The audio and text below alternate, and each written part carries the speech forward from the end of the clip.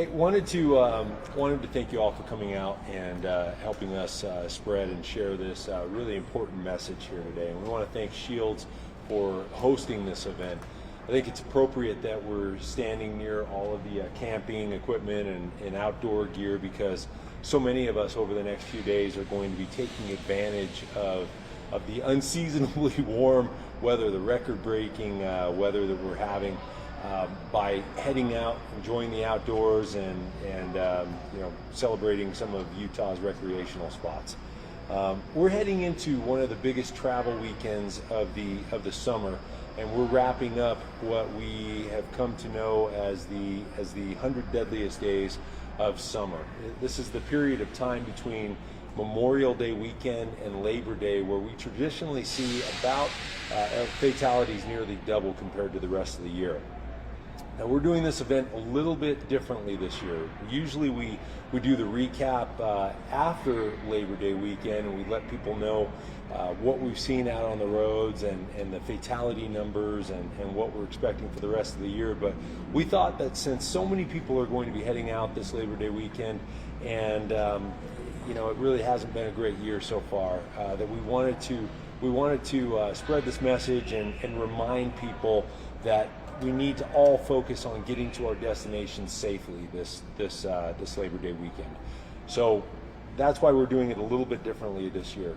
Already this year, we've had 215 people that have been killed on our roads, even worse than last year at this time. And last year, 2021, was the worst year that we've seen in traffic fatalities since in the last 2 decades, since 2002. Behaviors leading up to these fatalities, causing these fatalities, well, they're getting worse as well. Aggressive and speed-related fatalities, they're up. We're seeing more impaired drivers, and some people just aren't buckling up. In fact, Utah's seatbelt law has dropped to a 5-year low, from 90% in 2019 to 88% this year. Now, up until this point, we've had that seatbelt rate use continue to climb, which has been encouraging news. This is the first time that we've seen that actually go down. Right now, too many people are taking risks. They're driving distracted, aggressive, drowsy, impaired, and unbuckled. Whatever's going on in your life, and there's a lot that we're all dealing with right now, but we're asking people to please don't take it out on the road. The risk of taking chances behind the wheel can lead to serious and deadly consequences. Together with UHP, we're going to continue to do everything that we can to reduce the number of fatalities on our roads, from engineering to education to enforcement. But it's never going to be enough unless we can get everyone to do their part. While many of us consider us to be good drivers, if you look at yourselves in the mirror, I think all of us think we're not the problem, and that may be the case. But we know so many people that are not good drivers. And if you have a family member or a friend who drives distracted or aggressive, it may be time to have a tough conversation. We all need to do a better job, not only looking out for ourselves, but watching out for each other on the roads and ensuring that we all get home safely. Now, I'd like to take a moment to introduce to you the Jackson family. Many of the news stories that we've seen recently have involved people that are innocently going about their day, and their lives are changed forever by the actions of someone else, by decisions that other people make behind the wheel. We've seen the news stories. That's exactly what happened to the Jacksons. Trevor, Shantae, and their twin boys, Cameron and Owen, they were on their way to a backpacking trip when they were unfortunately hit head-on by another driver. And sadly, that other driver was killed in the crash. And although everyone in the Jacksons vehicle survived, they're still dealing with serious injuries. And now they're helping us spread the word on this important safety message. So I'd like you to give time to Trevor and Shantae, who will be speaking, and their boys will be coming up as well. Thank you, Trevor and Shantae. Yeah, we have one more camera.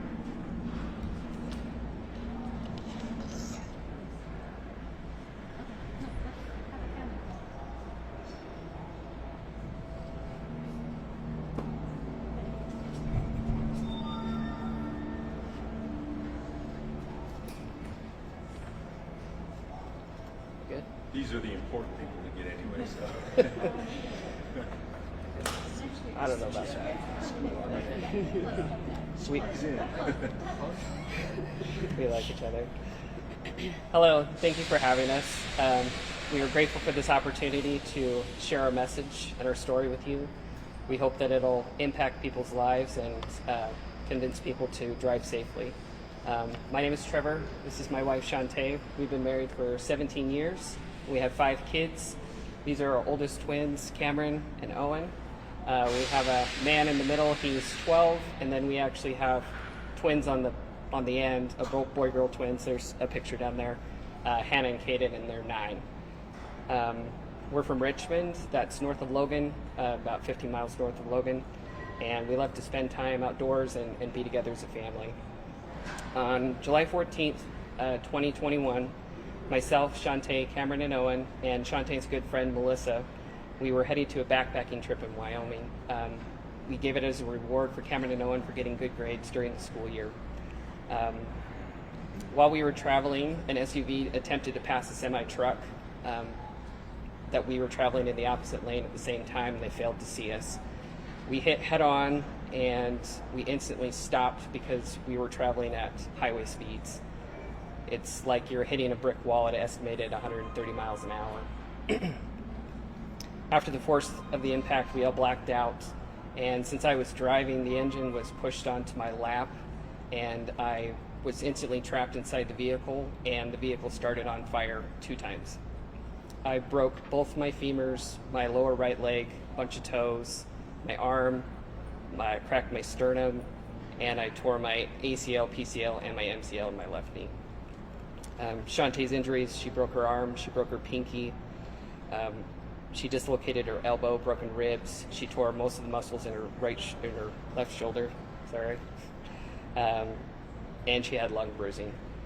Cameron broke and dislocated his ankle, and Owen had suffered a severe traumatic and life-threatening brain injury. He was unconscious at the scene, and he also suffered a seizure at the scene. He spent 9 days in a medically induced coma, and during which time we didn't know if he would survive, and if he did, what his limitations would be in the future. Because both of his hemispheres of his brain and his frontal lobe were injured, the future was very dark and uncertain. He also broke his lower back, and he had a damaged optic nerve. Our friend Melissa, she had an injured aorta, broken ribs, punctured lung, broken femurs, and a separated abdominal wall. That caused internal bleeding and a ruptured colon. Gratefully, we were close enough to a town that had a hospital that they were able to reach us in enough time to stabilize us. All of us but Cameron, we were life flighted down here to the University of Utah Hospital and Primary Children's. We will forever be grateful for the emergency personnel and the medical personnel that helped us that day.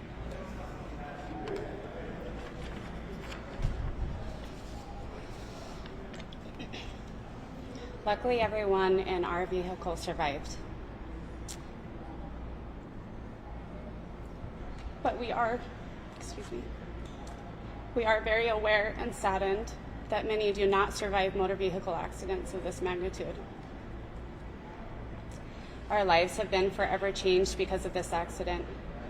It has been and continues to be a long road of recovery for our family through continued physical therapy, occupational therapy, speech, doctor's appointments, counseling, and additional surgeries.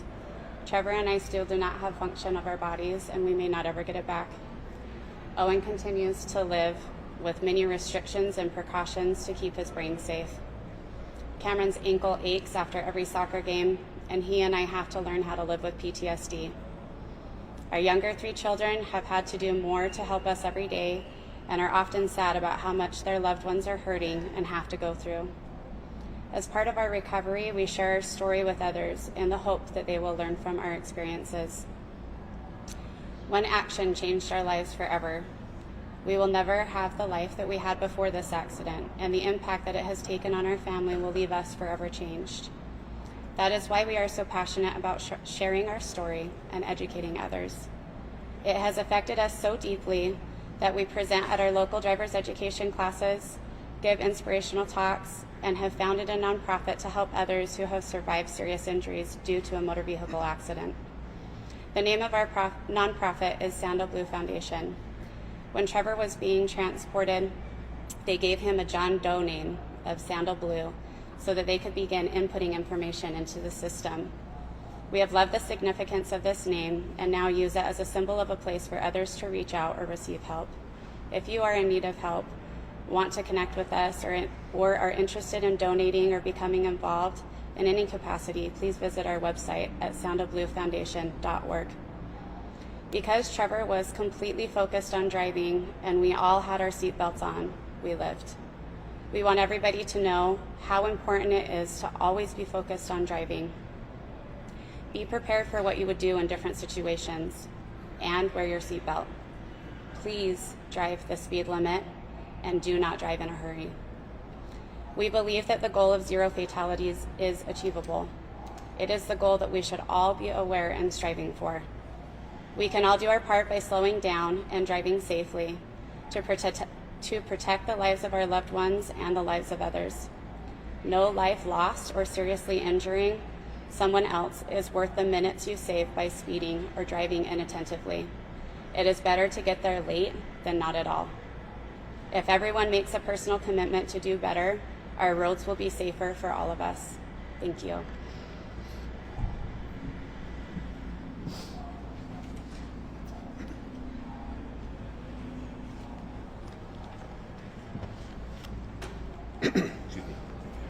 Good morning, and thank you so much to the Jackson family for being here. Trevor and Shantae and your family, it's good to have you with us here today.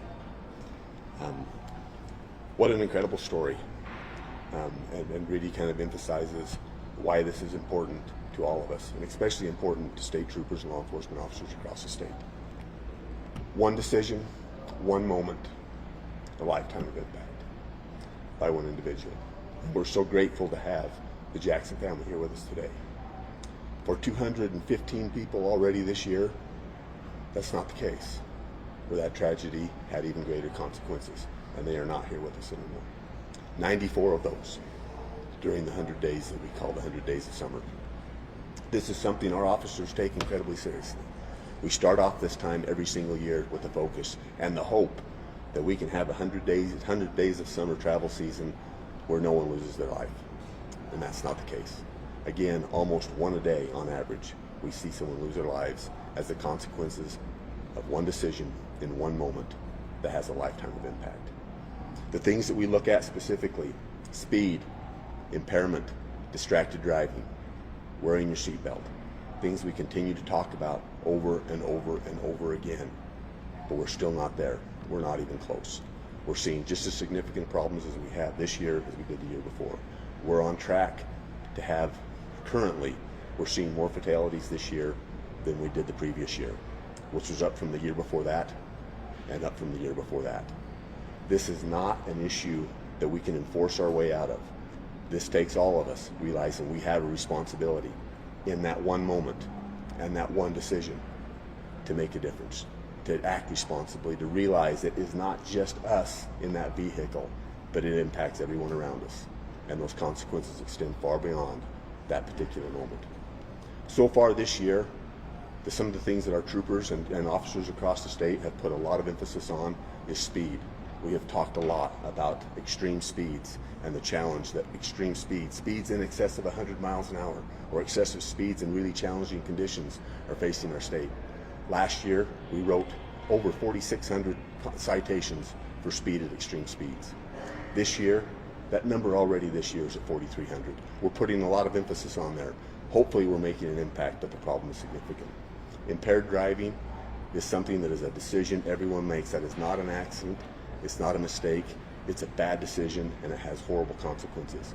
Last year, officers around the state of Utah arrested over 10,000 people who made that very bad decision. We're on track to see those same numbers again. Distracted and distraussy driving. During the last 100 days of the travel season, we've done specific efforts, specifically targeting people who are making that bad decision, to let all of the things going on in the vehicle today distract their primary responsibility of making sure they're operating that vehicle safely. We still see that as a primary contributor to the things that we're seeing across the state. And then buckling your seatbelt. This trend of seeing less people overall making the decision to do that one thing that can potentially save your life or offset negative consequences you may have no ability to control, is to put your seatbelt on. But we're seeing that trend go down. Historically, if you see the people who die in a motor vehicle crash that are in a vehicle when they are killed, historically, 50% of those, or half of those who die, are not wearing their seatbelt. But they're represented by only 10% who make that choice not to. 10% equaling 50% is a ratio no one can deny. We need to keep the emphasis on that. We are so grateful to have the Jackson family with us today. We're grateful that they're going to get an opportunity to make improvements, even though they've got significant challenges over that one decision in that one moment.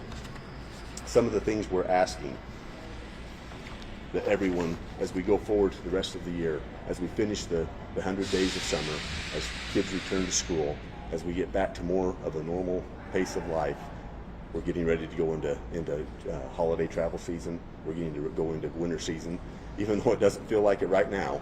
And we very much hope we have a winter season. That brings a whole nother set of challenges where all of these issues are just as much as important. When you're going forward, when you have an opportunity to do so, be bold enough to buckle up and demand that everyone in your car does the same. Set the example, set the trend, define the culture, that we buckle up and we make sure we do that one thing to try to keep ourselves safe. Take time to learn the details about car safes and make sure that they're installed correctly and keep our young ones safe. Drive patiently. The text can wait. The other distractions can wait. There is only one thing that is the most important thing when you're operating a vehicle at freeway speeds with so many people around you, is making sure you're doing that safely. Anything that distracts from that is creating a problem of potentially making it unsafe. Be courteous enough to slow down and stay calm behind the wheel. And don't make driving a competition. Remember, it's not just you, it's everyone else. The same courtesies, the same behaviors, the same things we would extend to everyone around us under any other circumstance, we should extend the same way when we're driving a vehicle and extend those same kind of courtesies. We appreciate so much Zero Fatalities and the efforts they put into this effort and bringing attention to this. This is something that will take all of us if we're going to save lives in the state of Utah. We appreciate our tremendous department, the Utah Department of Transportation. There's nothing we don't do side by side with them. We're all committed to this, and our number one goal, our troopers take this seriously. They see these tragedies every day. When things happen really horribly and violent actions happen and people die that don't need to, our troopers are there. They see it. They're committed to doing everything they can to stop it. But it still happens, and it's going to take all of us to be able to make a difference. Thank you.